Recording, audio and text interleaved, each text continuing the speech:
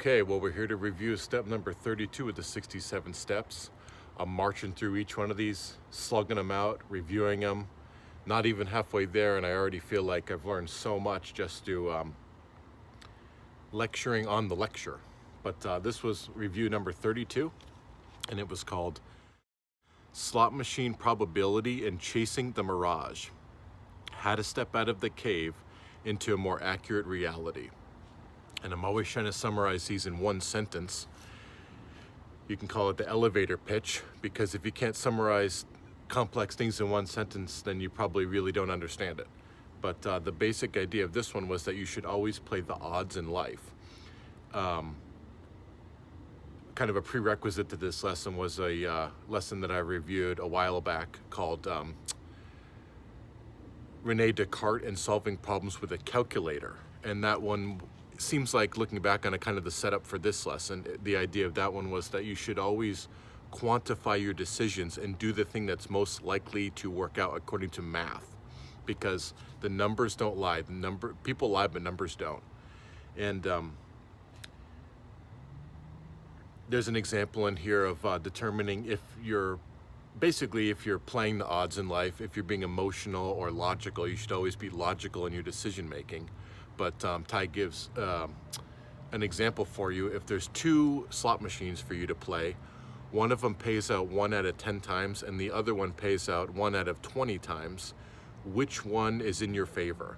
You should always play the one that pays out 1 out of 10 times, because statistically it's more likely to win. Even though the 1 out of 20 time one pays out bigger amounts, it pays out less often. So you want to pursue the thing that's most likely to work out for you. And kind of a painful way to determine if you are doing that in life, Ty asks, are you where you thought you'd be when you were 18 years old? Did things work out for you like you expected in health, wealth, love, and happiness? Hopefully so, but probably not. We're probably not exactly where we hoped to be when we were in our youth, but that's okay, because awareness is the greatest agent for change. And, one way to determine if you are playing the odds also is to go back to you figuring out your Eulerian destiny. There's a way to figure out if you're pursuing your unique signature strength, and certainly playing your strengths is optimizing the likelihood of having a great deal of success. Peter Drucker says, always play your strengths. You can shore up your weaknesses, but it's going to take much less effort, according to him, to make your strengths into excellence than it is to make your weaknesses into even mediocrity. And, Ty says, what the world needs now is a lot less convictions and a lot more investigation. Because it's easy to be on the internet, look up something for 20 minutes and then have convictions about it when you didn't go deeper.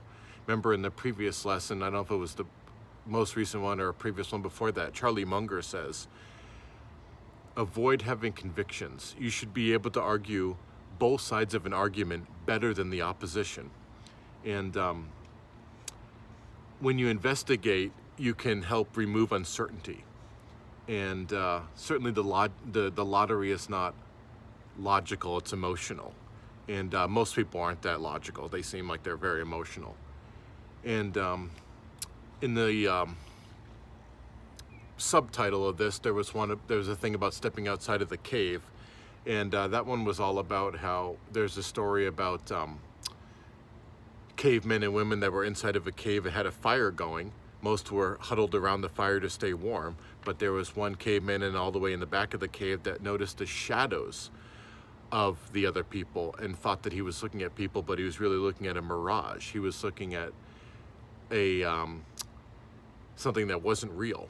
And Ty says the only way that he can see things as they really are is to move towards the light or towards the truth. And certainly there's some times when you do the right thing and things still don't work out, but when you play smarter and you play the odds, you usually win more than when you don't play the odds. So the questions at the end of this lesson are, what is an example of when you did the right thing and it didn't work out? What is an example of something you gave up on too quickly? And what is an example where you see clearly now something that seemed shadowy before? Thanks so much, and I'm gonna keep slugging away at these, and next is step number 33. Take care.